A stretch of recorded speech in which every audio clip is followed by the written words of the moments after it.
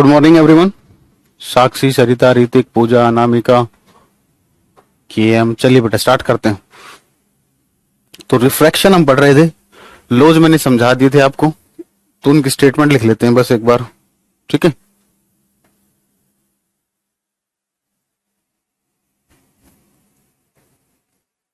Heading डालिए, laws of refraction.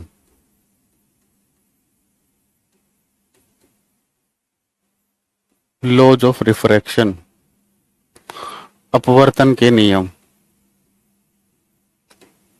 Laws of refraction, अपवर्तन के नियम।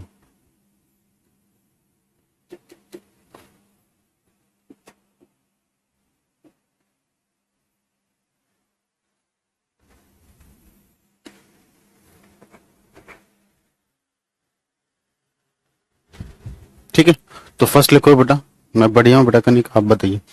फर्स्ट पॉइंट लिखिए, द इंसिडेंट रे, आपतित किरण।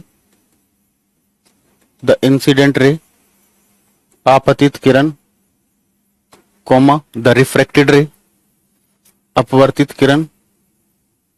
The refracted ray, the incident ray, comma the refracted ray, and the normal, and the normal, and the normal all lie in the same plane. All lie in the same plane.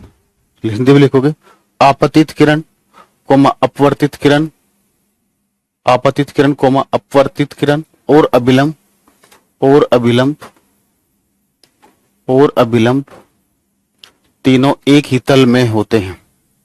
और अभिलंब तीनों एक ही तल में होते हैं।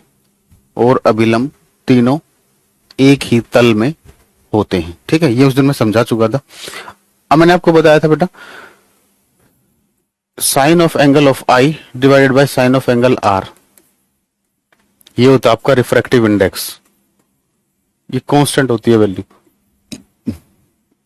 ठीक है। ये दूसरा लो है, ठीक है, लो की दूसरी स्टेटमेंट है। इस स्टेटमेंट, ये जो स्टेटमेंट थी बेटा, ये स्नेल्स ने दी थी, तो इसको बोलते हैं हम स्नेल्स लो, ठीक है ना। एनसीईआरटी में कहीं पर मेंशन नहीं है, लेकिन मैंने करा दिया, ठीक है बेटा। अब कुछ एग्जांपल्स भी देख लेते हैं रिफ्रैक्शन के। रिफ्रैक्शन कहां कहां पर होता है, ठीक है ना, एक बार सुन लीजिए फिर मैं लिखवा दूंगा, ठीक है। दूसरी चीज बेटा, देखो रिफ्लेक्शन में तो क्या था, आई इक्वल टू आर था, ठीक है ना। रिफ्लेक्शन में क्या था, आई इक्वल टू आर था, लेकिन रिफ्रैक्शन में आई इक्वल टू आर नहीं होता है, ध्यान रखना। डायग्राम से भी आपको देख सकते हो। एक मिनट रुकना बेटा।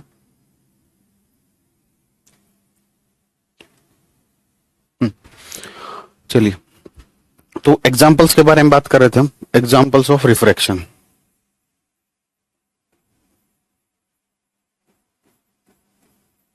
एग्जाम्पल्स ऑफ रिफ्रैक्शन,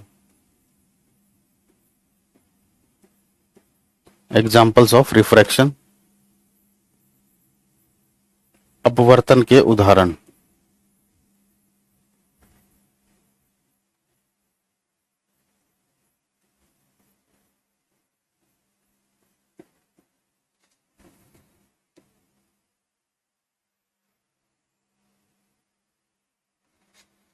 देखिए,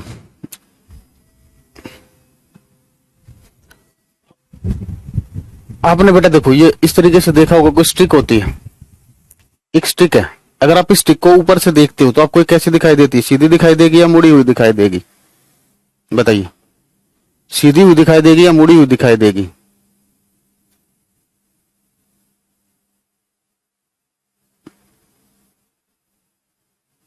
कैसे दिखाई देगी? अगर आप इस स्टिक को देखते हो तो आपको ये सीधी दिखाई देगी या मुड़ी हुई दिखाई देगी? जब आप इसे ऊपर से देखोगे तो ये आपको मुड़ी हुई दिखाई देगी, ठीक है ना। ये किसकी वजह से हो रहा है? रिफ्रैक्शन की वजह से हो रहा है, ठीक है, तो अब याद रखना आपको, क्योंकि सिलेबस में मेंशन नहीं कर रखा, लेकिन अब वो क्वेश्चन देने लग गया रिफ्रैक्शन से। तो देख रहे हो आपका पेपर 8th क्लास से बाहर जा रहा है, आउट ऑफ सिलेबस जा रहा है ना। सीधी नहीं दिखाई देगी, आप खुद रख कर देख लेना आज ही। नहीं बेटा, क्लास तो चल रही थी, क्लास तो प्रॉपर चल रही है। ठीक है, तो लिखोगे first point, bending of stick, छड़ी का मुड़ा हुआ दिखाई देना। फर्स्ट, बेंडिंग ऑफ स्टिक, छड़ी का मुड़ा हुआ दिखाई देना। बेंडिंग ऑफ स्टिक, छड़ी का मुड़ा हुआ, छड़ी का मुड़ा हुआ दिखाई देना। छड़ी का मुड़ा हुआ दिखाई देना। ठीक है, अब आगे देखिए।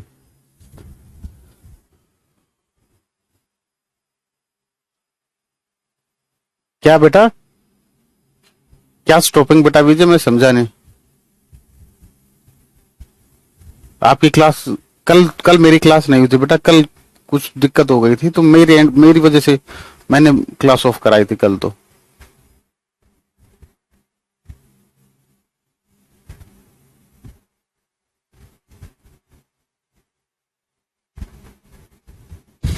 कैरियर विल कीप स्टॉक, इसका मतलब क्या है विजय? पूरी बात बोलिए, ढंग से बोलिए, पूरी बात बोलिए। हाँ, आप स्विमिंग पूल को देखना बेटा। स्विमिंग पूल को जब आप ऊपर से देखते हो तो जितना वो गहरा होता है, क्या आपको वो उतना ही गहरा दिखाई देता है, या उससे ज्यादा गहरा दिखाई देता है, या कम गहरा दिखाई देता है? पहली स्लाइड है, बताइए जल्दी।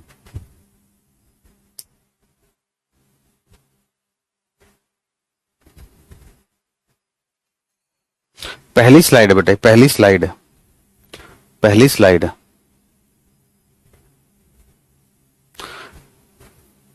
फर्स्ट स्लाइड है। चलिए चलिए, कोई बात नहीं बेटा, ये तो मैंने आपको पिछली क्लास में समझाया था, यही लिखवाया है। ठीक है, चलिए। तो स्विमिंग पूल को जब हम ऊपर से देखते हैं तो जितना वो गहरा है, हमें वो उतना गहरा नहीं दिखाई देता, कम गहरा दिखाई देता है। किसकी वजह से? रिफ्रैक्शन की वजह से। एग्जाम्पल आप खुद दे देंगे, पूछेंगे ये प्रोसेस किसकी वजह से है, तो क्या आंसर दोगे? रिफ्रैक्शन। तो लिखोगे second, swimming pool, swimming pool, swimming pool appears to be, swimming pool appears to be less deeper, swimming pool appears to be less deeper as compared to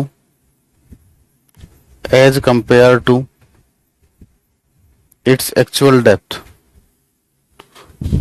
as compared to its actual depth।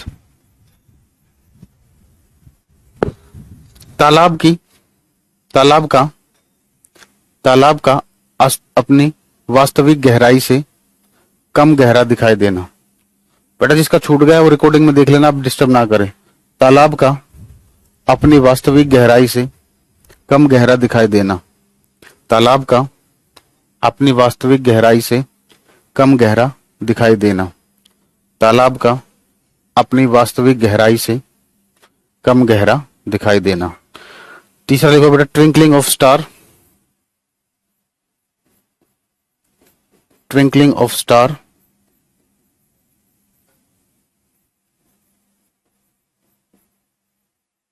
सितारों की टिमटिमाहट। Twinkling of star, सितारों की टिमटिमाहट। Twinkling of star, सितारों की टिमटिमाहट। Good बेटा साक्षी, good.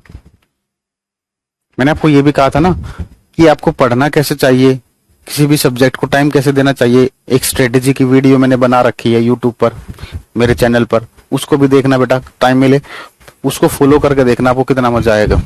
ठीक है ना, कि पढ़ना हमें कैसे चाहिए, वो मेरा तरीका है। ठीक है, सितारों की टिमटिमाहट, सितारों की टिमटिमाहट। सितारों की टिमटिमाहट। ठीक है, देखिए अब रेनबो दिखाते हैं आपको, रेनबो, द रेनबो, इंद्रधनुष। देखिए रेनबो कैसे बनता है।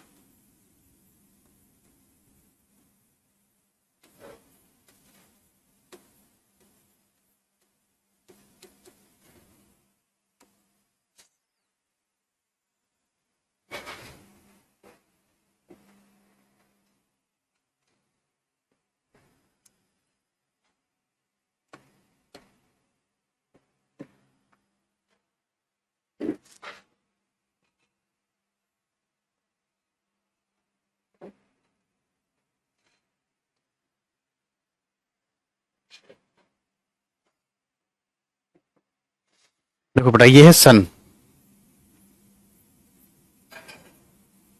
ठीक है। सन से जो लाइट आएगी वो कैसी आएगी बेटा, सन से जो लाइट आएगी वो कैसी लाइट आएगी, व्हाइट लाइट आएगी ना, ठीक है ना। हम ब्लैक बना लेते हैं, ये व्हाइट लाइट आई, ध्यान से देखना सुनना, सन से व्हाइट लाइट आई, ये है आपकी रेन ड्रॉप, ये क्या है, रेन ड्रॉप है। तो बाहर मीडियम 1 है, ये रेयर मीडियम होता है, इसके अंदर मीडियम 2 है,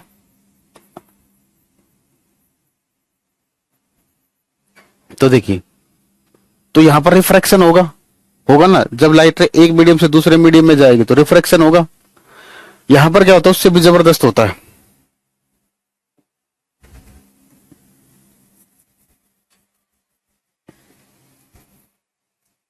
हम्म,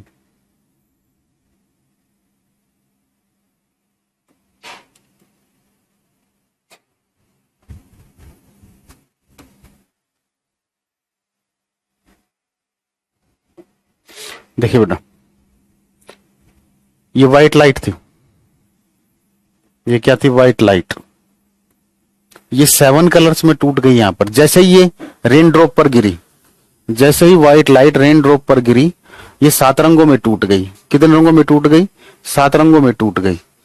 तो यहां पर ये रेन ड्रॉप क्या कर रही है, व्हाइट लाइट को 7 रंगों में तोड़ रही है।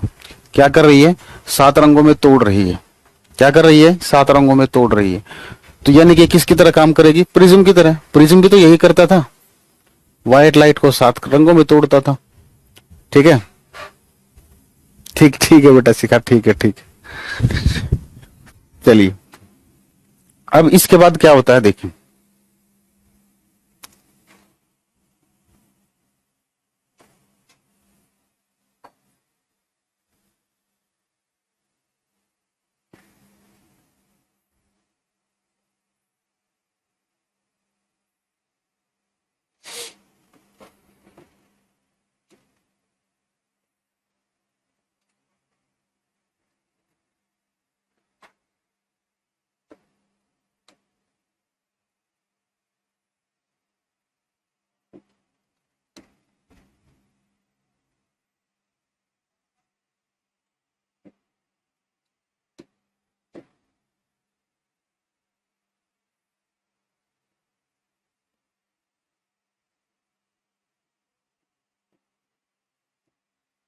आपको ये सब कुछ समझने की जरूरत नहीं है, ठीक है ना।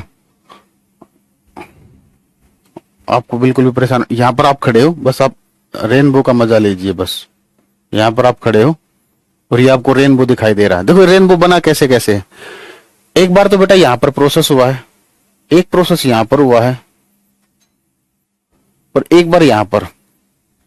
ठीक है, अब मैं ध्यान से सुनना बेटा, जो मैं बताने जा रहा हूं कुछ आपके सिलेबस से हटके भी है, ठीक है ना। और सिलेबस, आपके सिलेबस में क्वेश्चन कैसे बन सकता है मैं पूरा प्रॉपर आपको बता रहा हूं, ध्यान से सुनना।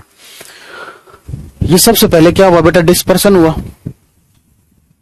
रेनबो जो बन रहा है उसके स्टेप्स बता रहा हूं। सबसे पहले क्या हुआ बेटा, डिस्पर्सन हुआ, विक्षेपण हुआ। वो आपसे क्वेश्चन पूछता है रेनबो जो बनता है उसमें कौन कौन सा प्रोसेस होता है, तो ये आपको पता होना चाहिए।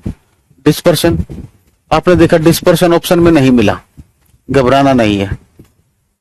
डिस्पर्शन में हो क्या रहा है, एक तरीके से ये जो लाइट आ रही है, व्हाइट लाइट आ रही है, ये भी तो अपने रास्ते से मुड़ ही रही है, सीधी तो ये भी नहीं जा रही ना। हाँ जी बच्चों, ये जो लाइट है ये भी तो इसमें रेनबो की फॉर्मेशन में मुड़ रही है। तो जब लाइट रे एक मीडियम से दूसरे मीडियम में जाती है तो उसके रास्ते में चेंज आता है, उसे ही क्या बोलते बेटा हम? रिफ्रैक्शन बोलते थे। तो यानी कि अगर डिस्पर्सन ऑप्शन में नहीं है, पहली प्रायोरिटी हमेशा इस साइड वाले जो पहले लिख रहा हूं उसकी प्रायोरिटी ज्यादा, अगर ऑप्शन में दोनों हो तो ये नहीं है तो फिर किसकी तरफ जाओगे बेटा? रिफ्रैक्शन की तरफ। किसकी तरफ जाओगे? रिफ्रैक्शन की तरफ, अपवर्तन। ठीक है ना, किसकी तरफ जाओगे? रिफ्रैक्शन, अपवर्तन। चलिए इसके बाद एक्चुअली में देखो, अब उसके बाद देखो ये मीडियम 2 में है। अब ये लाइट, ये जो रेड कलर आपको दिखाई दे रहा है मीडियम 2 के अंदर है ना। जिस मीडियम में लाइट आ रही है उसी मीडियम में वापस जा रही है ना। जिस मीडियम में लाइट आ रही है उसी में वापस जा रही है, तो इसको क्या बोलते थे हम? रिफ्लेक्शन। क्या बोलते थे? रिफ्लेक्शन, परावर्तन। यही बोलते थे ना, जिस मीडियम में लाइट आ रही है उसी में वापस जा रही है। लेकिन यहां पर बेटा एक स्पेशल केस होता है, टोटल इंटरनल रिफ्लेक्शन होता है एक्चुअल। तो वो आपके सिलेबस में नहीं है लेकिन मैं लिखवा देता हूं। तो दूसरे नंबर पर क्या हुआ? Total internal reflection. Total internal reflection slash डाल के लिखोगे। फिर अगर ये ऑप्शन में नहीं हुआ, हिंदी में लिखवाऊंगा, अगर ये ऑप्शन में नहीं हुआ तो होता रिफ्लेक्शन ही रहा है, तो आपके सिलेबस के अकॉर्डिंग पेपर में रिफ्लेक्शन मिल जाएगा आपको। और टीआईआर मिल गया तो देखना, इसको शॉर्ट में टीआईआर बोलते हैं बेटा। ये टोटल इंटरनल रिफ्लेक्शन, ये टीआईआर है शॉर्ट में। तो पूर्ण आंतरिक परावर्तन,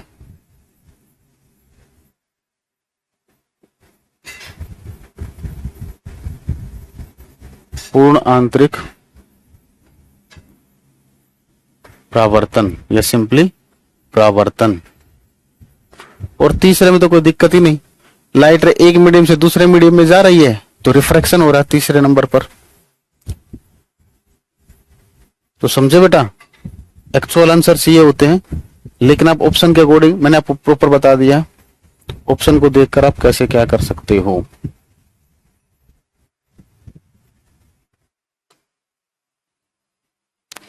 ठीक है।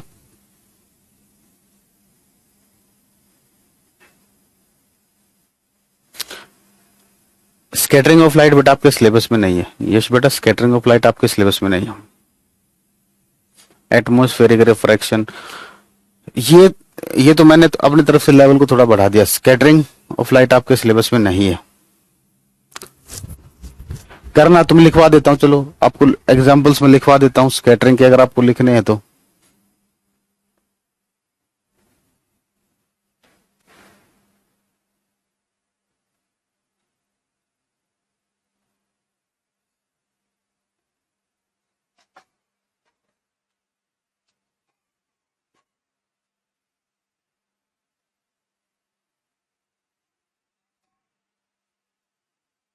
लेकिन बेटा स्कैटरिंग कहीं पर मेंशन नहीं कर रखा, उसको छोड़ देते हैं। जब जो सिलेबस में मेंशन ही नहीं बेटा, तो उसको क्या क्यों पढ़ना? ठीक है, जो जब जहां से थोड़ा बहुत क्वेश्चन एक्स्ट्रा बनते हैं वो मैंने आपको बता दिए। ठीक है,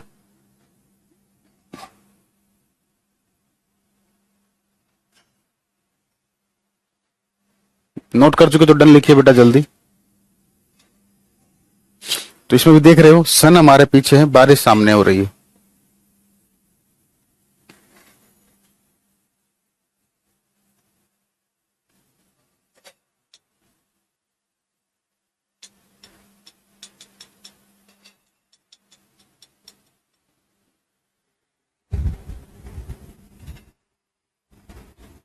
जल्दी नोट करके डन लिखिए बेटा।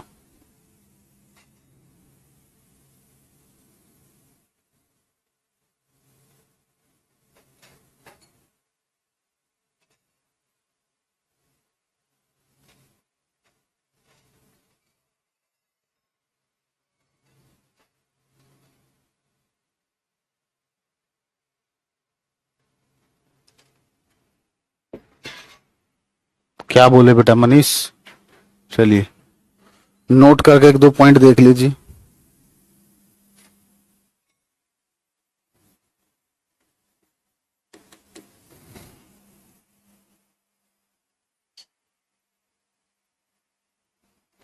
बेटा जो वाटर के अंदर जो एयर बबल बनता है ना, ये आपको याद रखना है बेटा कुछ चीजें।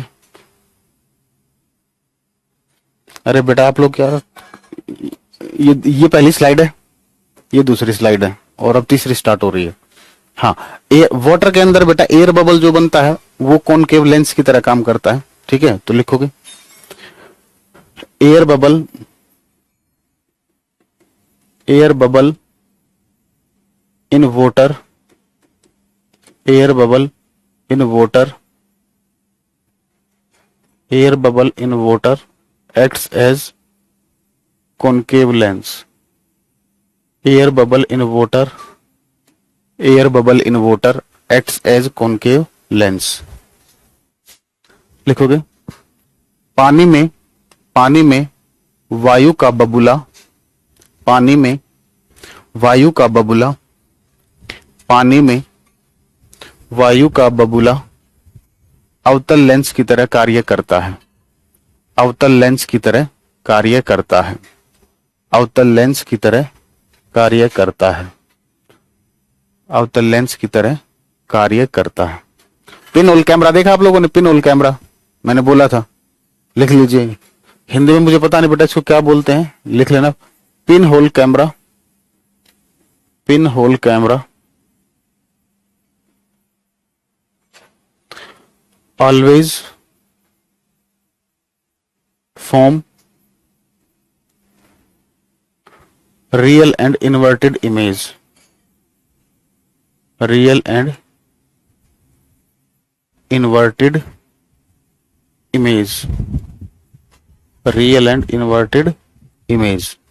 ठीक है, लिखोगे पिन होल कैमरा हमेशा, पिन होल कैमरा हमेशा वास्तविक और उल्टा प्रतिबिंब बनाता है, वास्तविक और उल्टा प्रतिबिंब बनाता है, वास्तविक और उल्टा प्रतिबिंब बनाता है, वास्तविक और उल्टा प्रतिबिंब बनाता है।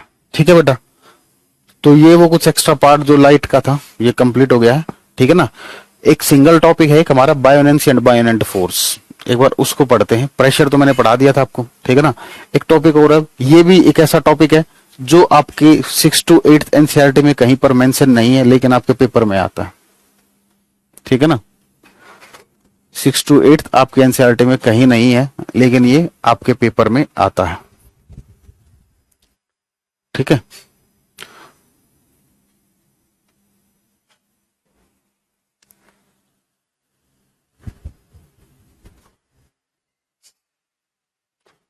आई भी रियल और इन्वर्टेड बनाता है हमेशा, आई भी बेटा रियल और इन्वर्टेड इमेज बनाता है।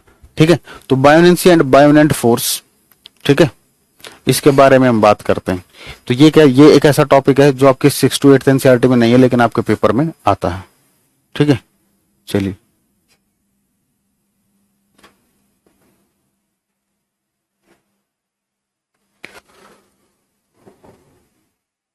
बायोनेंसी एंड बायोनेंट फोर्स।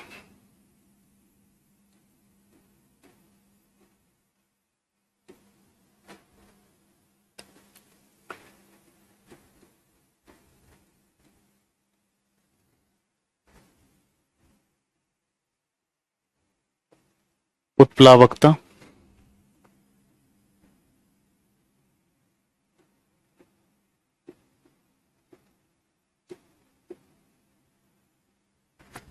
उत्प्लावकता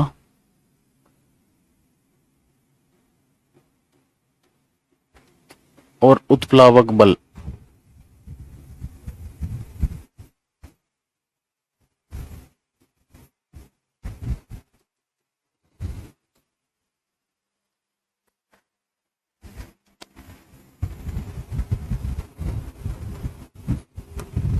देखिए बेटा, आप खुद आपने ये चीज एक्सपीरियंस कर रखी होगी।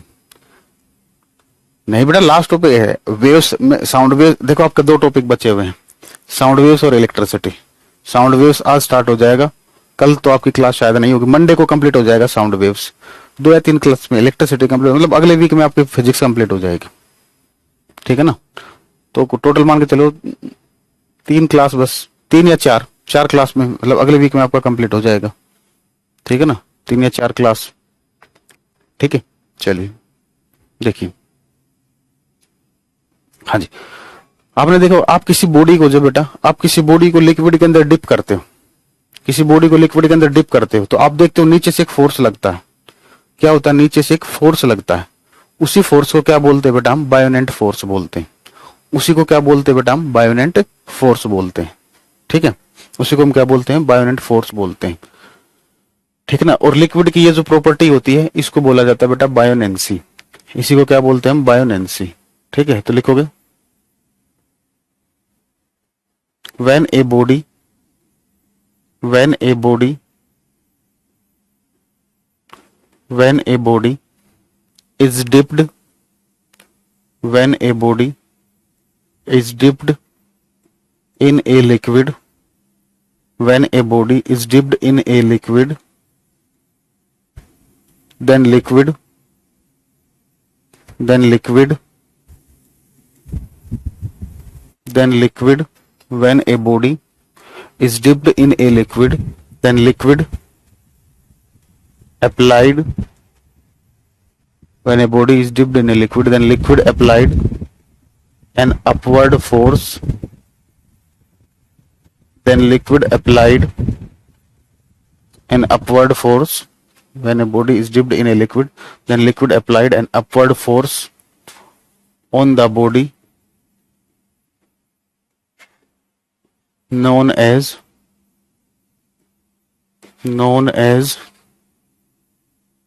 buoyant force known as buoyant force and the property of the liquid and the property of the liquid and the property of the liquid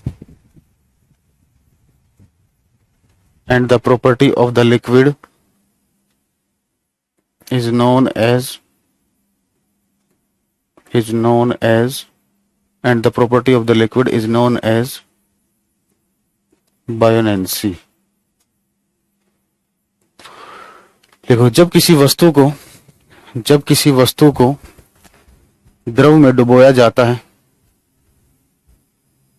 हाँ केमिस्ट्री स्टार्ट करेंगे, आराम से ही करा रहे बेटा। जब किसी वस्तु को द्रव में डुबोया जाता है जब किसी वस्तु को द्रव में डुबोया जाता है जब किसी वस्तु को द्रव में डुबोया जाता है तो द्रव उस वस्तु पर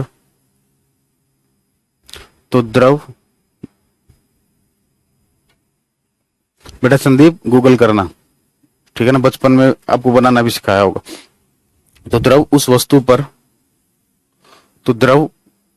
पर ऊपर की दिशा में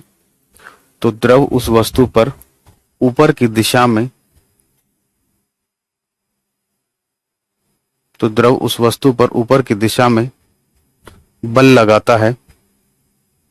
ऊपर की दिशा में जो बल लगाता है उसे उत्प्लावक बल कहा जाता है। उसे उत्प्लावक बल कहा जाता है। और द्रव के इस गुण को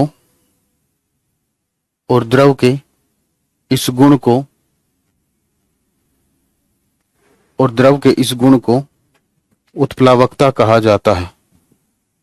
और द्रव के इस गुण को उत्प्लावकता कहा जाता है।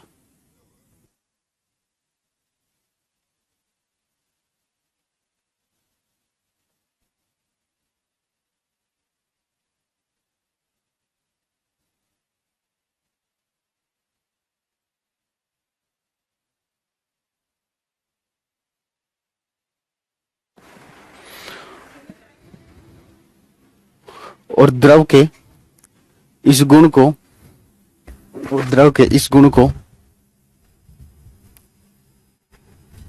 क्लास स्टॉप, अरे मूर्ख को क्लास कहां से स्टॉप हो गई? आज क्लास 9 बजे तक हो गई। क्यों 9 बजे तक? क्यों बेटा? क्लास तो 9:30 तक होगी। क्या टाइमिंग में चेंज हुआ है कुछ? बताना एक बार, मैं भी देखता हूं। 9 बजे का चक्कर नहीं बेटा, देख लेता हूँ मैं, क्लास तो 9:30 तक ही होगी, ठीक है ना।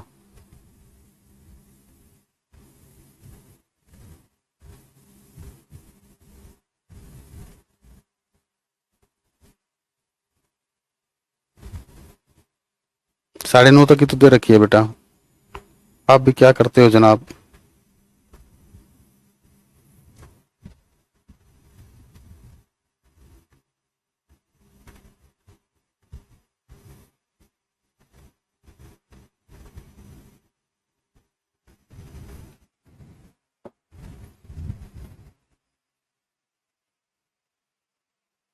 चलिए ठीक है, अब समझिए।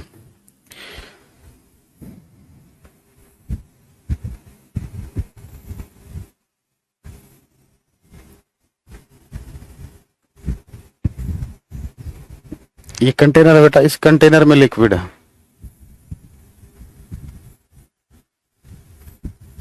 आपने इसके अंदर एक बॉडी को डिप किया, आपने क्या किया, इसके अंदर एक बॉडी को डिप किया, ये बॉडी, ठीक है, जिसका मास है m, इस बॉडी का मास है m। अब ध्यान से देखना, इस बॉडी को मैं बाहर निकाल के यहां बना रहा हूं, इस बॉडी का मास m है बेटा, तो इसका जो वेट होगा बेटा वो नीचे लगेगा, ये W हो गया वेट, और वेट का फॉर्मूला क्या होता है, mg, ये हो गया बेटा। जब आप इसको नीचे की तरफ डिप कर रहे हो, ध्यान से सुनना, जब आप इसे नीचे की तरफ डिप कर रहे हो तो क्या करेगा, क्या होगा, ये जो लिक्विड है ये इस पर ऊपर की डायरेक्शन में फोर्स लगाएगा, ये इसने ऊपर की डायरेक्शन में इस पर फोर्स लगाया, ये जो फोर्स है बेटा, इसी फोर्स को हम क्या बोलते हैं, बायोनेंट फोर्स।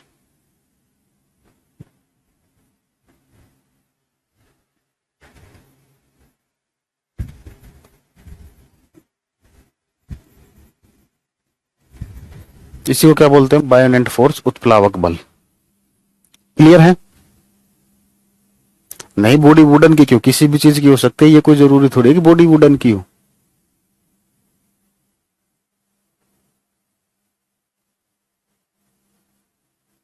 ठीक है, मैथ वालों को ये क्या है बेटा, CHAM पारुल, यहां तक क्लियर है। अब देखिए, अगर मैं ये चेक करना चाहता हूं बेटा, अभी तो इसको करेंगे, डिटेल में करेंगे, ठीक है, समझ।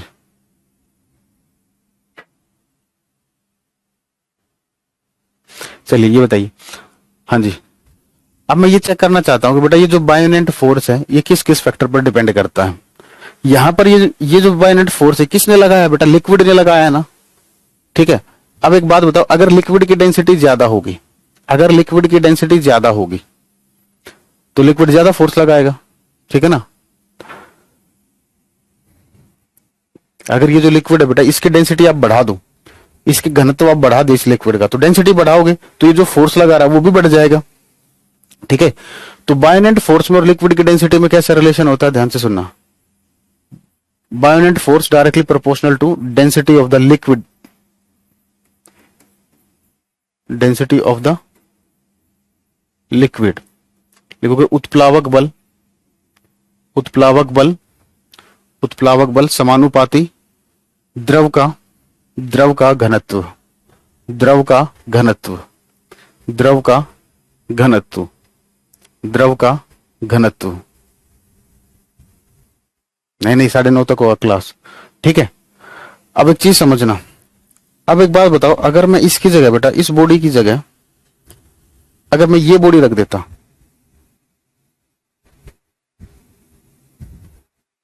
ठीक है, ये बॉडी में रख देता, तो मुझे एक बात बताओ, इस हरे गोले पर ज्यादा बल लगता है, या मान लीजिए ये बॉडी फर्स्ट थी हमारी, ये ब्लैक वाली को फर्स्ट लिख देता हूं, ये ब्लैक वाली फर्स्ट थी, अरे यार, ये ब्लैक वाली फर्स्ट थी और ग्रीन वाली सेकंड थी, तो मुझे एक बात बताओ, किस पर फोर्स ज्यादा लगेगा, बायोनेंट फोर्स किस पर ज्यादा लगेगा, फर्स्ट बॉडी पर ज्यादा लगेगा या सेकंड बॉडी पर, बताइए। तो जो बायोनेंट फोर्स लगेगा वो किस पर ज्यादा लगेगा बेटा, सिंपल सी चीज है, देखिए, अगर आप ये वुडन वाला बॉक्स ले रहे हो, ये वुडन वाला बॉक्स था और ये ग्रीन वाला सर्कल ले रहे हैं। आप खुद देखिए, लिक्विड जब फोर्स लगाएगा, ऐसे फोर्स लगाएगा ऊपर की दिशा में, ये है बायोनेंट फोर्स। किस पर ज्यादा लग रहा है? आपके सामने बिल्कुल, किस पर ज्यादा लग रहा है? स्फीयर पर ज्यादा लग रहा है ना बेटा, इस गोले पर ज्यादा लग रहा है। तो यानी कि अगर हम इन दोनों को कंपेयर करें, ये बॉडी 1 थी, ये बॉडी 2 थी, किसका वॉल्यूम ज्यादा होगा बेटा? सेकंड का वॉल्यूम ज्यादा होगा। सेकंड का वॉल्यूम ज्यादा होगा। तो जितना वॉल्यूम ज्यादा होगा, जितना वॉल्यूम ज्यादा होगा, जितना वॉल्यूम ज्यादा होगा, उतना ज्यादा बायोनेंट फोर्स लग रहा है। जितना वॉल्यूम ज्यादा है उतना ही ज्यादा बायोनेंट फोर्स लग रहा है। तो यानी कि बायोनेंट फोर्स ज्यादा कब लग रहा है? जब बॉडी का वॉल्यूम ज्यादा है। तो बॉडी के वॉल्यूम में और बायोनेंट फोर्स में क्या रिलेशन होगा? ये भी डायरेक्टली प्रोपोर्शनल होगा। ये पहला फैक्टर, ये second, buoyant force directly proportional to volume of the body. अच्छा, इसको हिंदी में लिख देता हूं बेटा। पहले वाला फैक्टर उत्प्लावक बल, उत्प्लावक बल समानुपाती द्रव का घनत्व। उत्प्लावक बल समानुपाती द्रव का घनत्व। दूसरे पर आते हैं बेटा, buoyant force directly proportional to volume of the body. Volume of the body, वस्तु का आयतन।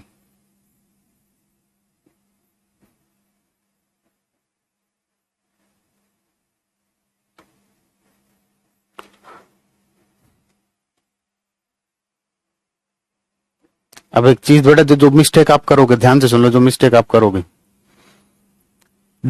बायोनेंट फोर्स किसकी डेंसिटी पर डिपेंड करता है? लिक्विड की डेंसिटी पर डिपेंड करता, बॉडी की डेंसिटी पर नहीं डिपेंड करता। ध्यान रखना, ये जो लिखा है इसको थोड़ा माइंड में सेट रखना। बायोनेंट फोर्स किसकी डेंसिटी पर डिपेंड करता है? लिक्विड पर, लिक्विड की डेंसिटी पर, क्योंकि लिक्विड लगाता है बेटा। जितना लिक्विड की डेंसिटी ज्यादा होगी उतना ज्यादा फोर्स लगाएगा। और लगता किस पर है बायोनेंट फोर्स? बॉडी पर लगता है। तो वॉल्यूम किसका लोगे? बॉडी का। जिस पर लगता है और कौन लगाता है, दो चीज याद रखना, कौन लगाता है और किस पर लगता है। बायोनेंट फोर्स कौन लगाता है? लिक्विड लगाता है, ठीक है। तो लिक्विड की डेंसिटी पर डिपेंड करेगा। किस पर लगता है? बॉडी पर लगता है, तो बॉडी के वॉल्यूम पर डिपेंड करेगा, ठीक है। ये कीजिए, 2-3 क्वेश्चन करते हैं, आपको क्लियरिटी आएगी अभी, ठीक है ना। कैसे क्वेश्चन आते हैं, न्यूमेरिकल भी कराऊंगा इस पर आपको एक। लगता है कमेंट हैंग हो गए, काफी देर से कमेंट नहीं आ रहे।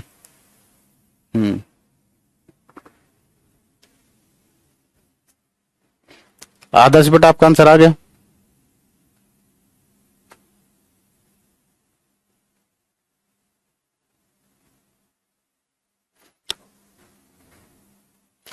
बेटा डिपेंड करता है ना, स्वीकृति दोनों के लिए लिक्विड सेम है, उनका वॉल्यूम क्या है। जो आप वुडन पीस और मेटल डाल रहे हो वाटर में, उसका वॉल्यूम क्या है, ठीक है।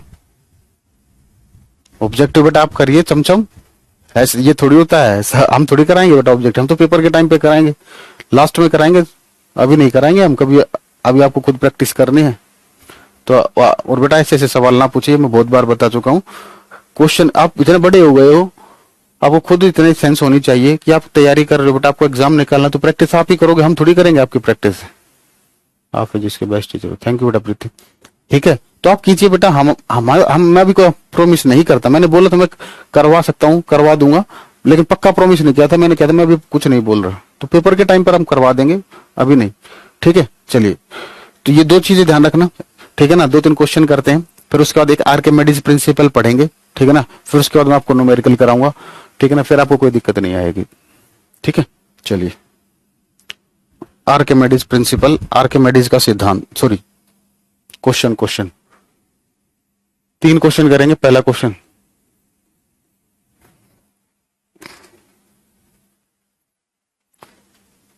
व्हेन ए बॉडी, जब किसी वस्तु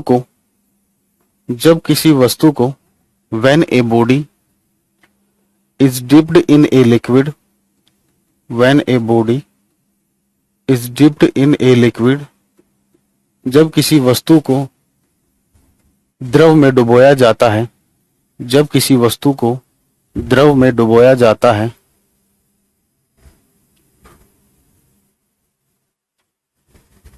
जब किसी वस्तु को द्रव में डुबोया जाता है तो निम्न में से कौन से बल वस्तु पर लगते हैं? तो निम्न में से कौन से बल वस्तु पर लगते हैं? अरे संजीव बेटा आप फिर वही हरकत करने लगे, वेवलेंथ से आता है क्या क्वेश्चन? अरे कराएंगे बेटा, वेवलेंथ वेव्स में कराएंगे, साउंड में कराएंगे। मतलब यही क्या पेपर ही दे दे आपको, 20 क्वेश्चन आपको दे देते, अब ये पढ़ के चले जाना, बस आप ये चाहते हो? जो सिलेबस में वो तो सब कराएंगे ही, थोड़ा बहुत एक्स्ट्रा भी बता देते हैं जिससे क्वेश्चन आते हैं। जब किसी वस्तु को द्रव में डुबोया जाता है तो निम्न में से कौन से बल वस्तु पर लगते हैं? When a body is dipped in a liquid, then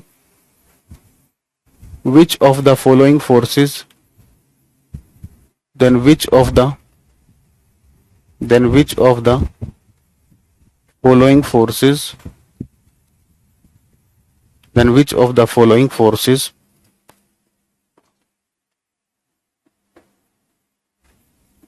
acts on the body?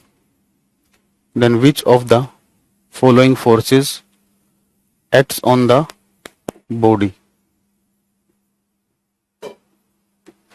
लिखो।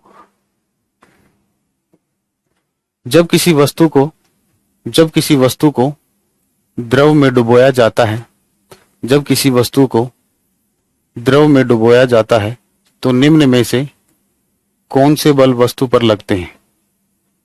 वेट ऑफ द बॉडी, वस्तु का भार, ए ऑप्शन वस्तु का भार, A weight of the body वस्तु का भार, बी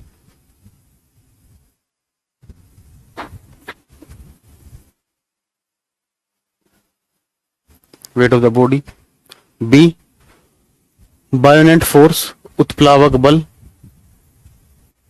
बायोनेंट फोर्स उत्प्लावक बल, बायोनेंट फोर्स उत्प्लावक बल, C both A and B, A और बी दोनों, डी नन ऑफ दीज, इनमें से कोई नहीं। बताइए बेटा क्या आंसर होगा जल्दी। आप ही पढ़ाए नहीं बेटा, बायो तो मैडम ही पढ़ाएंगे। अरे बेटा मैडम बढ़िया तो पढ़ाती है। चलिए कितने बच्चों को तकलीफ है वैसे बायो में? होनी नहीं चाहिए, फिर भी है तो बताना।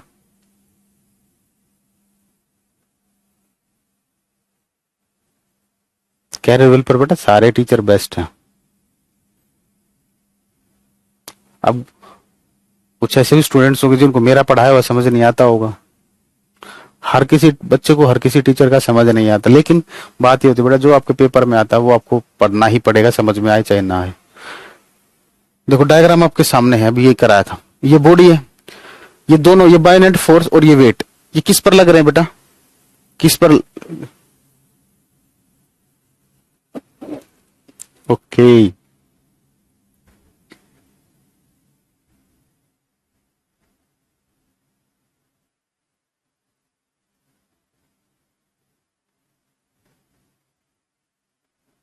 ओके बेटा कनिका जी, ओ थैंक यू बेटा मुकेश।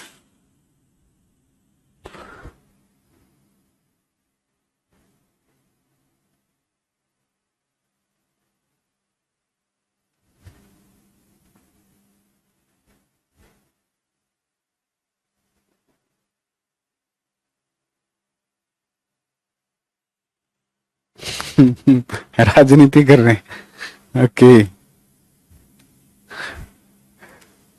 चलिए चलिए चलिए छोड़िए। देखिए इधर, मैं तो वैसे पूछ रहा था। देखिए हाँ जी, तो बायोनेट फोर्स भी बॉडी पर है बेटा, वेट, और ये वेट भी किसका है? बॉडी का है। जो डायग्राम बना है बेटा, इस डायग्राम में आपको दिख रहा होगा ये दोनों फोर्स किसके लिए डिनोट किए गए हैं बेटा? बॉडी के लिए, ठीक है ना। दोनों फोर्स किसके लिए डिनोट किए गए हैं? बॉडी के लिए। ध्यान से सुनना, सुनिए क्वेश्चन ध्यान से पढ़िए। When a body is dipped in a liquid then which of the following forces acts on the body. उसने ये पूछा बॉडी पर कौन से बल लग रहे हैं, तो बॉडी पर तो दोनों ही लग रहे हैं, ऑप्शन सी लेकिन अगर पेपर में ध्यान से सुनो, अगर इसी क्वेश्चन में वो सिर्फ इतना मेंशन कर देता लिक्विड कौन सा फोर्स लगा रहा है, लिक्विड कौन सा फोर्स लगा रहा है बॉडी पर, तब आंसर हो जाता बायोनेट फोर्स। ठीक है, क्लियर है? तो ये ध्यान से पढ़ लेना बेटा, पूछा क्या गया है, यहां पर पूछा गया बॉडी पर कौन सा फोर्स लग रहा है। ठीक है, तो इसलिए हो गया ऑप्शन सी। अगर वो आपसे ये पूछता कि लिक्विड ने बॉडी पर कौन सा फोर्स लगाया तो आंसर देते बायोनेट फोर्स बी। चलिए एक क्वेश्चन और लिखिए।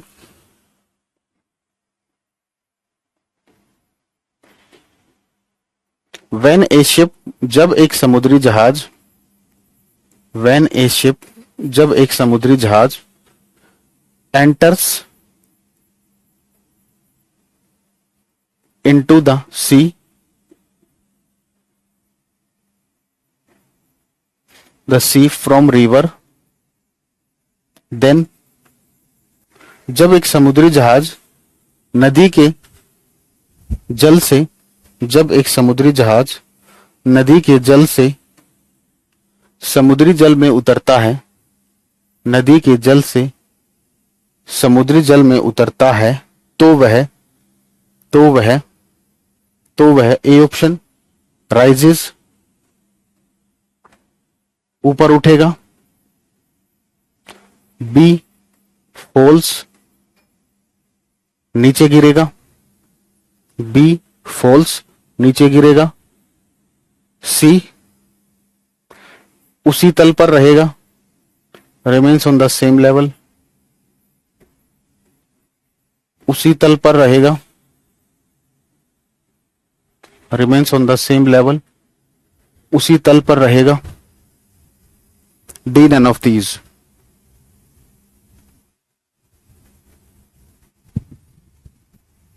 डी नन ऑफ दीज, इनमें से कोई नहीं। बताइए बेटा क्या आंसर दोगे?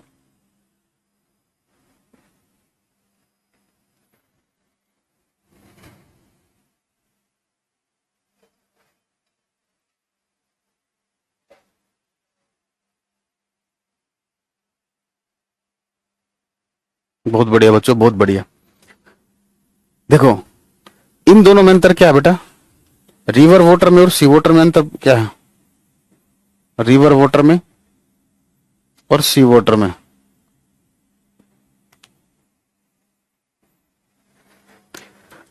सी वाटर के अंदर क्या होते हैं बेटा? सोल्ट्स होते हैं, लवण होते हैं। तो ये सोल्ट्स क्या करते हैं? लिक्विड की डेंसिटी को बढ़ा देते हैं। ठीक है ना, आपने पढ़ा हो सी वाटर के अंदर सोल्ट्स होते हैं, लवण होते हैं। तो ये लवण क्या करते हैं?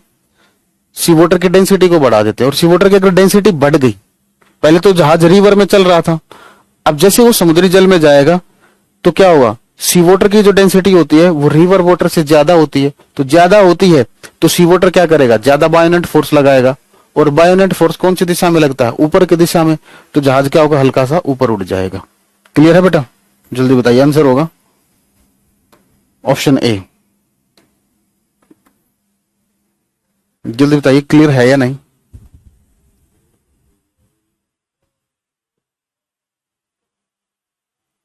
जल्दी बताइए।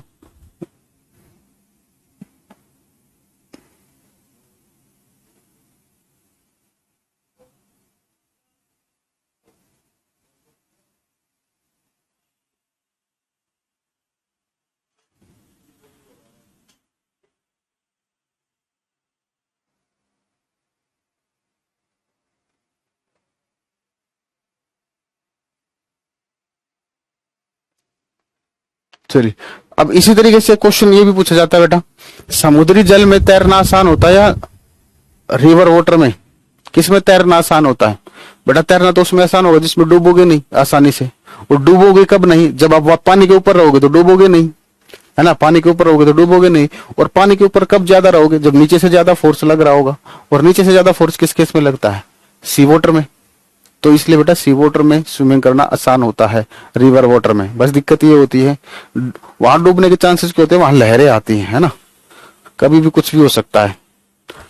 अदरवाइज अगर तैरना है तो तैरने के लिए बेस्ट प्लेस गोवा, है ना? हाँ अपोजिट करो तो नीचे आ जाएगा जी, उस लेवल से नीचे आ जाएगा। ठीक है, चलिए अब देखिए मेंटोस क्वेश्चन। मेंटोस क्वेश्चन दे रहा हूं, ठीक है ना, दिमाग की बत्ती जला देगा, देखना। ये 3 क्वेश्चन ऐसे कराए आपको, ये 3, एक तीसरा क्वेश्चन और कराऊंगा जिससे आप बायोनेट फोर्स का क्वेश्चन कभी गलत ही नहीं कर पाओगे, ठीक है ना।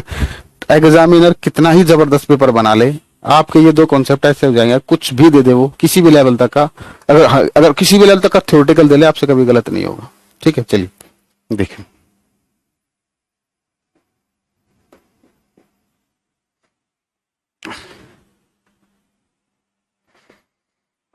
लिखिए, 2 rods,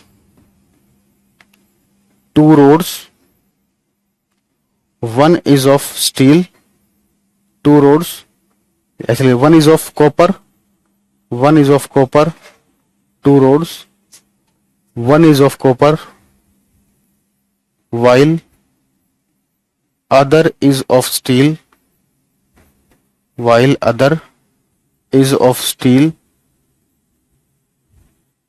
यहां तक ही हिंदी में लिखिए, 2 रोड जिसमें से एक तांबे की, 2 रोड जिसमें से एक तांबे की और दूसरी इस्पात की,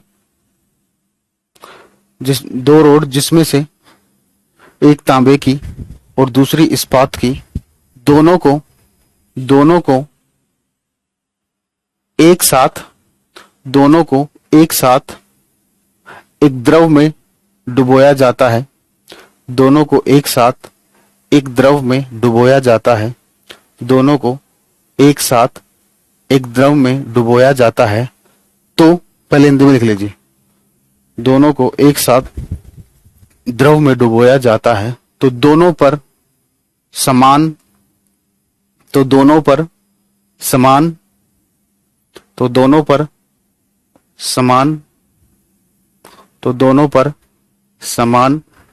ऊपरी मुखी बल लगता है, तो दोनों पर समान ऊपरी मुखी बल लगता है, तो दोनों पर समान ऊपरी मुखी बल लगता है, तो दोनों पर समान ऊपरी मुखी बल लगता है, तो दोनों पर समान ऊपरी मुखी बल लगता है। तो इसका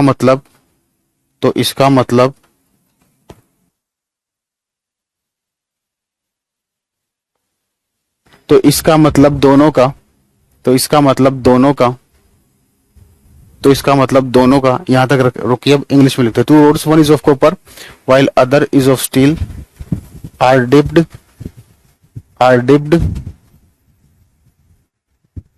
in a liquid, are dipped in a liquid,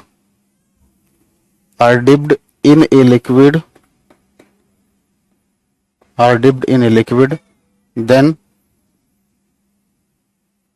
both faces same upthrust, then both faces same upthrust, then both faces same upthrust, then both faces same upthrust, it means both have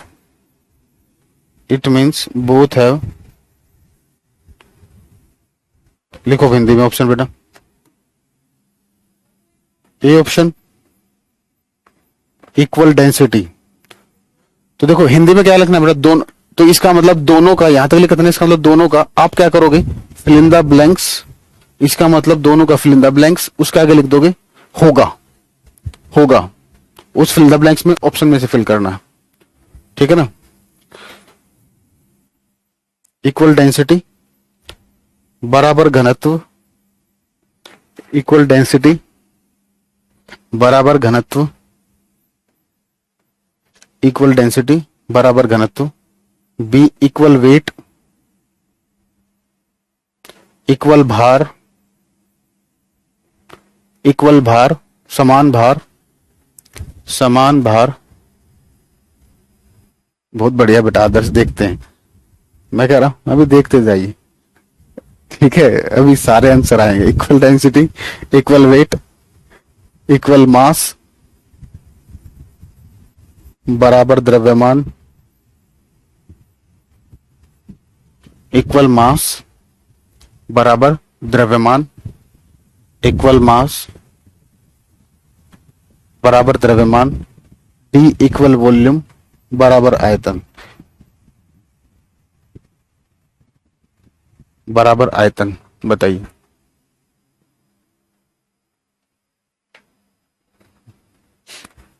ऐसा नहीं लग रहा सारे ही ठीक है?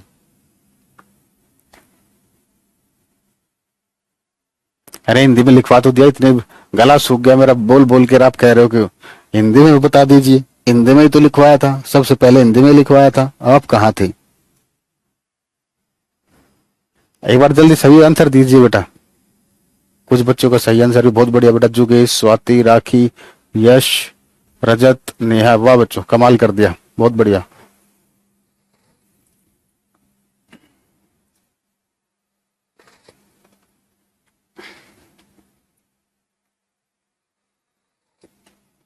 देखो बेटा, दो पॉइंट को पकड़, दो आपको दो ही पॉइंट बताए बस मैंने बायोनेट फोर्स के बारे में।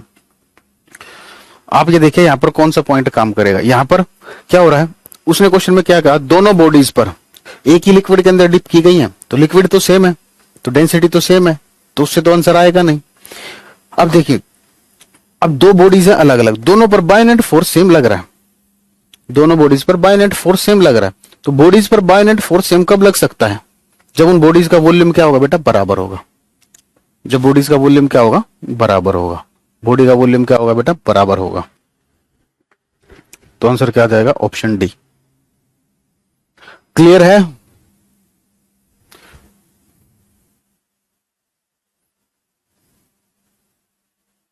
इन दोनों का तो कोई मतलब भी नहीं होता, ठीक है।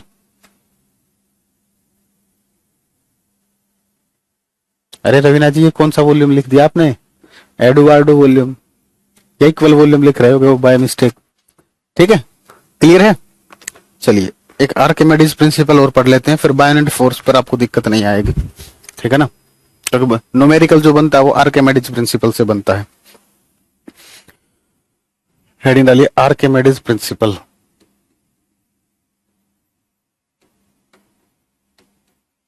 आर्किमिडीज का सिद्धांत, आर्किमिडीज प्रिंसिपल, आर्किमिडीज का सिद्धांत। देखो एक लाइन लिख रहा हूं, पहले लिख देता हूं, या सुन लीजिए। ये एक कंटेनर है, मान लीजिए पूरा लिक्विड का भरा, कोई जरूरी नहीं बेटा पूरा भरा हो, बस ये आपको जल्दी समझ में आ जाएगा इसलिए मैंने पूरा भरा ले लिया। तो जब आप इसके अंदर कोई बॉडी को डिप करोगे, आपने एक बॉडी को इसके अंदर डिप किया, डिप किया तो ये लिक्विड बाहर जाएगा, ठीक है। तो ये कितना वेट बाहर जाएगा, क्वेश्चन ये है, ये कितना बाहर बाहर जाएगा। तो बेटा ये वेट क्या होता है, एक फोर्स होता है ना, तो ये बाहर जा रहा है तो कितना बाहर जाएगा, जितना ये बायोनेट फोर्स लगेगा, जितना इस बॉडी पर बायोनेट फोर्स लगेगा उतना ये लिक्विड बाहर जाएगा, पहली चीज। अब अगर मान लीजिए ये लेवल आधा होता है, कुछ भी होता, पूरा नहीं भरा होता, तो जब आप बॉडी को डालते हो किसी लिक्विड में डालते हो, फॉर एग्जाम्पल आपने वाटर में बहुत बार डाला होगा, तो जब किसी बॉडी का वाटर में डाल रहे हो या किसी भी लिक्विड में डाल रहे हो तो देखा होगा वो लिक्विड जो होता है वो ऊपर आ जाता है। वो कितना ऊपर आएगा, ऊपर लाने के लिए क्या चीज रिस्पॉन्सिबल है, ऊपर उसे कौन लेके आएगा, ये बायोनेट फोर्स ही तो लेके आएगा, ठीक है ना। ठीक है, तो कितना लिक्विड ऊपर आएगा, जितना उस पर बायोनेट फोर्स लगेगा, ठीक है। तो देखिए, तो ये कहता है BioNTech force, BioNTech force acts on the body, BioNTech force acts on the body बराबर है wait of the liquid, wait of the liquid, wait of the liquid, wait of the liquid displaced by weight of the liquid displaced by that body।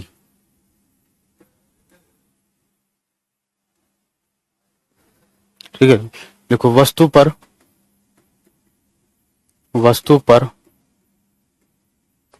लगने वाला, वस्तु पर लगने वाला उत्प्लावक बल, वस्तु पर लगने वाला उत्प्लावक बल समानुपाती वस्तु के द्वारा वस्तु के द्वारा वस्तु के द्वारा विस्थापित जल का भार,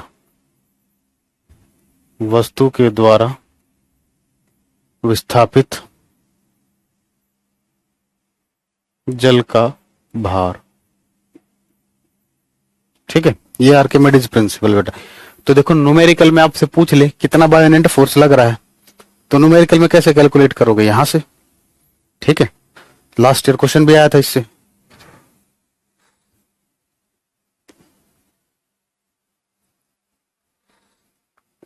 अरे कुछ भी बेटा, कोई बात नहीं। देखो आंसर बहुत सारे बच्चों के आए थे जब मैं पढ़ा रहा था, कुछ आंसर बाद में भी आए थे।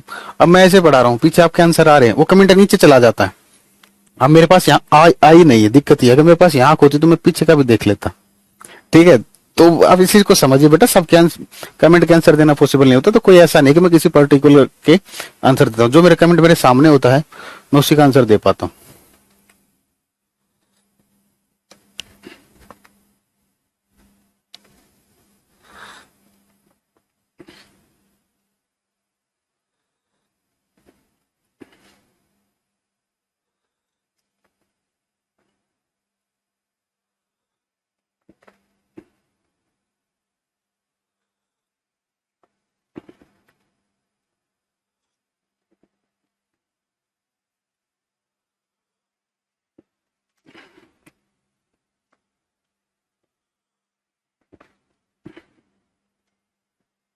एप्लीकेशन लिखते हैं इसकी, फिर क्वेश्चन कराता हूँ एक न्यूमेरिकल।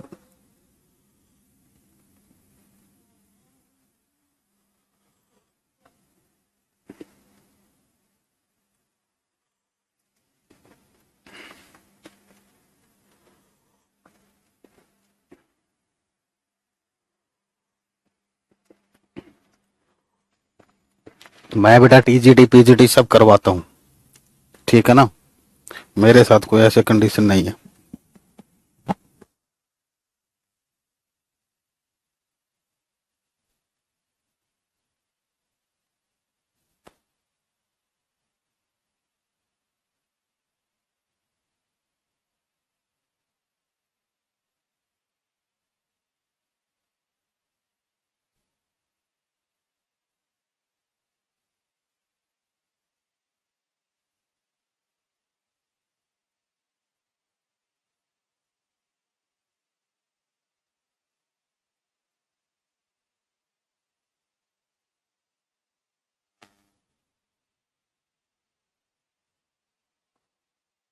चलिए बेटा हेडिंग डालिए।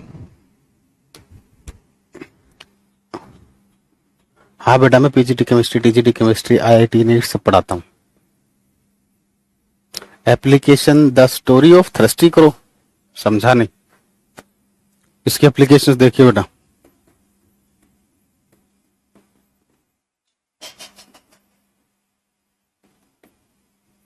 सबमरीन्स देखी होंगी बेटा, पनडुब्बियां।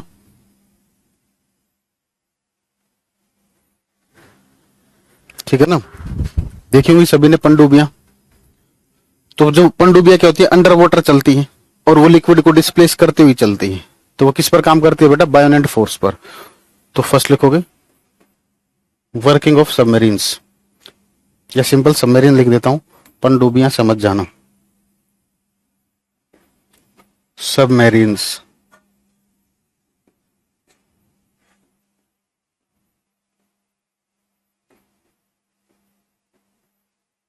पनडुब्बियां। ठीक है, दूसरा बेटा in the purification of metal, ये याद रखने बेटा आप सारे। In the purification of metal, in the purification of metal, धातुओं के शुद्धिकरण में, धातुओं के शुद्धिकरण में, in the purification of metal, धातुओं के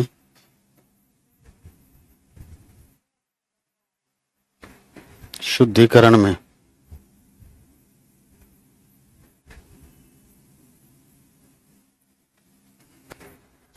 धातुओं के शुद्धिकरण में, in the purification of metal, धातुओं के शुद्धिकरण में। ठीक है। तीसरा बेटा,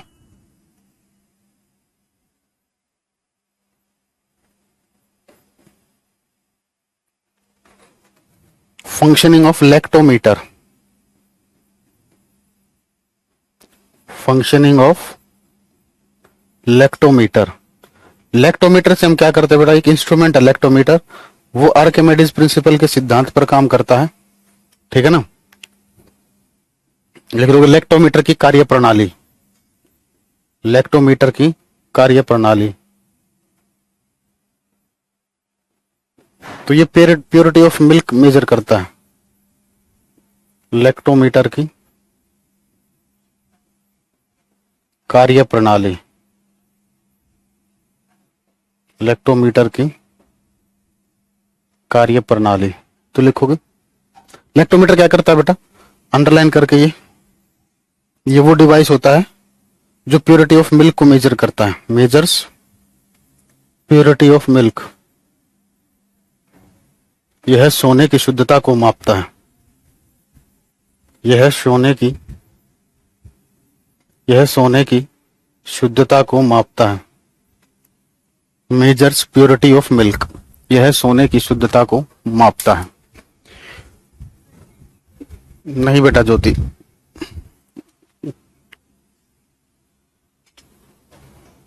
कमेंट हैंग हो गए क्या। लैक्टोमीटर की कार्य प्रणाली, यह सोने की शुद्धता को मापता है, यह सोने की शुद्धता को मापता है।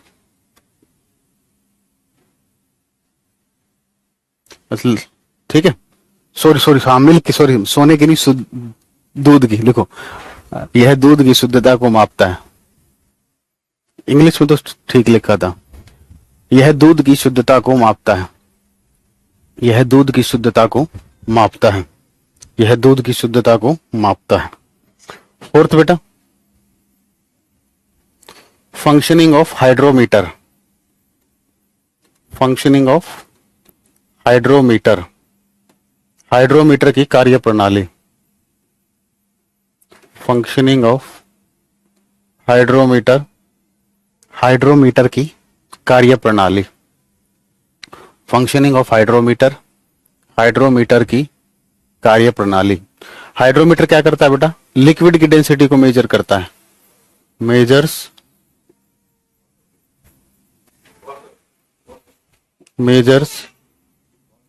डेंसिटी ऑफ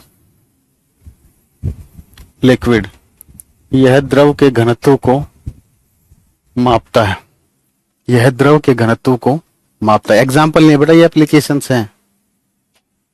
ठीक है।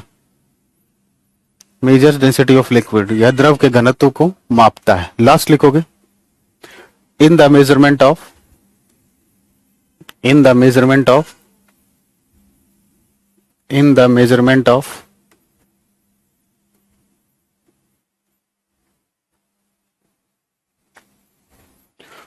relative density of, in the measurement of relative density of a substance, सापेक्ष घनत्व को मापने में, सापेक्ष घनत्व को मापने में, सापेक्ष घनत्व को मापने में, सापेक्ष घनत्व को मापने में।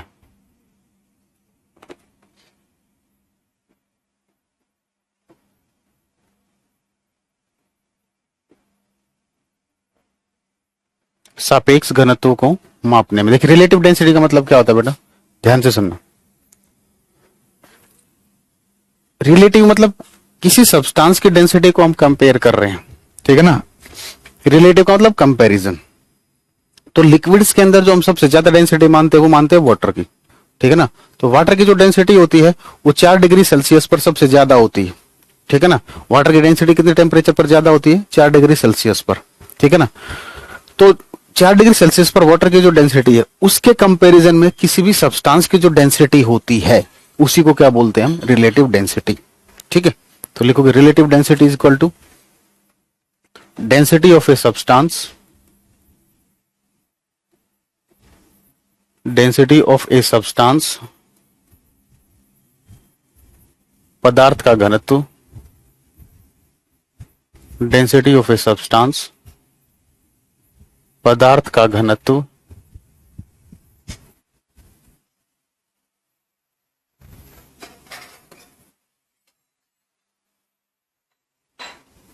Divided by density of water, density of water,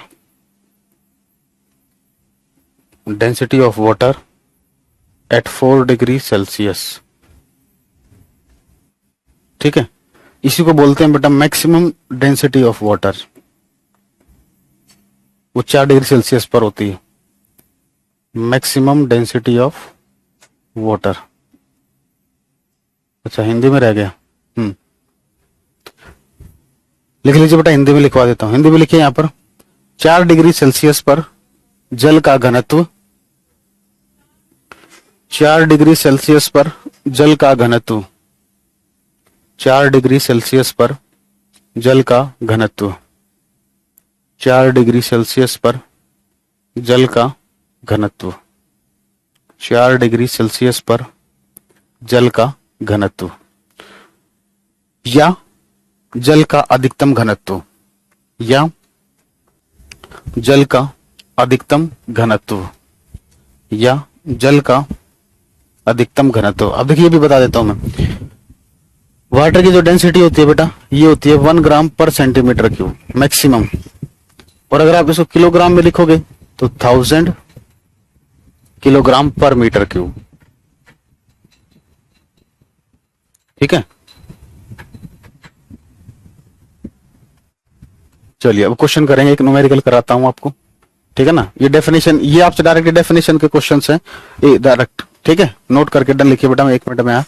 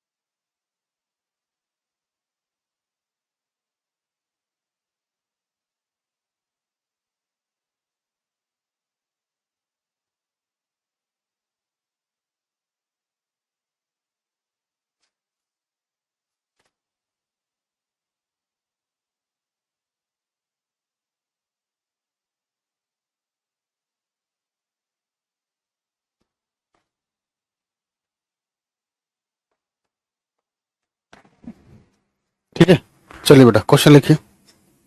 phone लेने गया था बेटा, क्वेश्चन लिखवाना था आपको।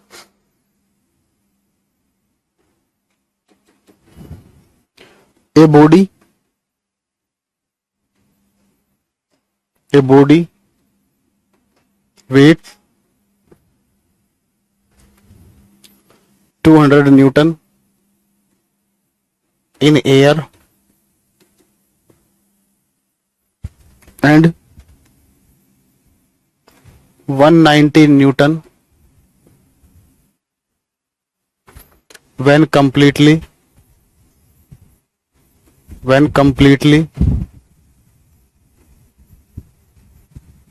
immersed in water, when completely immersed in water।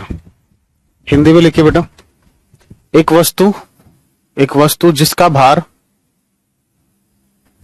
Density और वॉल्यूम में क्या difference, density equal to mass by volume होता है बेटा। एक वस्तु एक वस्तु जिसका भार वायु में 200 न्यूटन है, एक वस्तु जिसका भार वायु में 200 न्यूटन है, एक वस्तु जिसका भार वायु में 200 न्यूटन है, और जब उसे जल में डुबोया जाता है, और जब उसे जल में डुबोया जाता है, और जब उसे जल में डुबोया जाता है,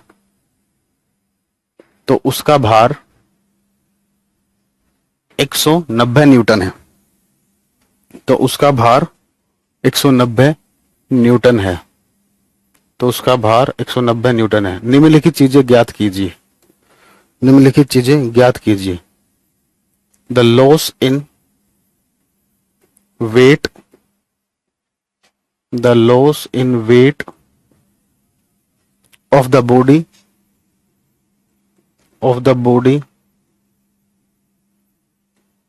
in water। हिंदी में लिखोगे। जल में वस्तु के कितने भार की हानि हुई। जल में वस्तु के कितने भार की हानि हुई।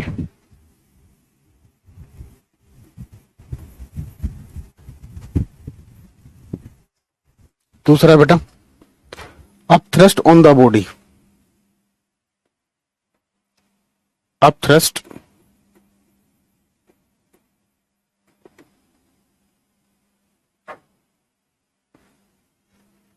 Upthrust on the body. ये अपथ्रस्ट क्या है? वायलेंट फोर्स ही तो है। वस्तु पर लगने वाला ऊपरी मुखी बल।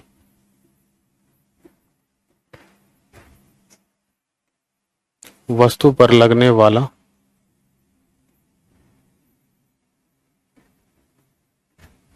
ऊपरी मुखी बल।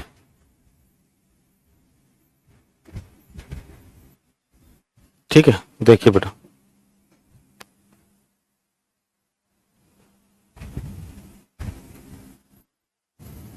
क्वेश्चन लिख लिया, पढ़ भी लिया होगा।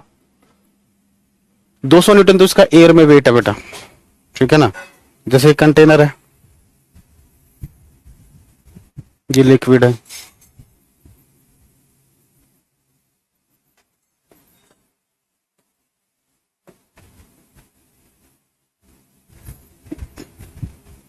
एयर में, यानी कि ये 200 न्यूटन जो एयर में दे रखा है बेटा, ये क्या इसका वेट है। वेट आपको दे रखा है 200 न्यूटन, ये आपको दे रखा, यानी कि ये 200 न्यूटन है। ठीक है, लॉस इन द वेट। अच्छा, और उसका वेट एक, जब इसे कंप्लीटली डिप कर दिया गया, अब कितना हो गया बेटा? 190 न्यूटन हो गया। कितना हो गया? 190 न्यूटन हो गया ना। ठीक है, तो कितना लॉस किया बेटा इसने? लॉस इन वेट,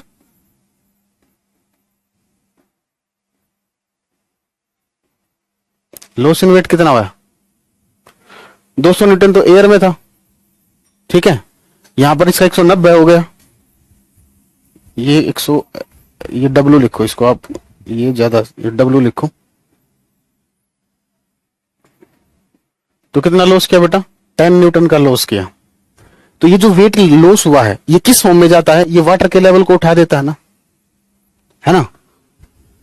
ये जो वेट में जो लॉस हुआ है बेटा, यही क्या करता है? यही तो इस पानी को ऊपर उठाता है। तो यही तो क्या होगा? अप थ्रस्ट होगा। ये 10 न्यूटन कहां पर वेस्ट हुआ है? एक बात बताइए, बायोनेट फोर्स आपको निकालना है ना। अप थ्रस्ट बोले बायोनेट फोर्स, ये 10 न्यूटन कहां पर वेस्ट हुआ है? जब इस बॉडी को आपने डुबोया तो ये 10 न्यूटन का फोर्स लगा पाई। क्या कर पाई? 10 न्यूटन का फोर्स लगा पाई। तो ये जो लॉस इन वेट हुआ है, या जो ये फोर्स आपका खराब हुआ है, ये किस में कन्वर्ट हुआ है? बायोनेट फोर्स में कन्वर्ट हुआ है। इसी की वजह से तो लिक्विड बाहर चला जाता है। अगर ये पूरा भरा होता है, कम भरा होता है तो ऊपर आ जाता है। ठीक है ना। तो ये लॉस इन वेट ही क्या है? अप थ्रस्ट है या बायोनेट फोर्स है। समझे? तो इस तरीके से क्वेश्चन करने होते हैं। Upthrust equal to 10 newton. Clear है बच्चों? जल्दी बताइए बेटा, फिर टाइम हो गया है, सेशन को एंड करते हैं। क्लियर है?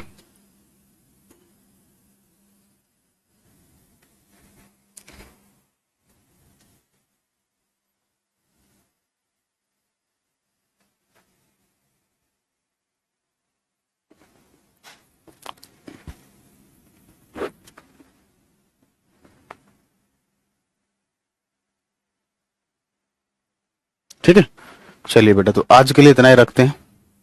ठीक है,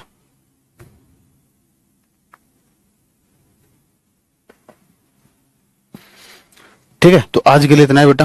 अब मंडे को मुलाकात होगी, ठीक है ना? मंडे को मिलते हैं, कल क्लास नहीं होगी। ओके बच्चों, thank you, bye, take care.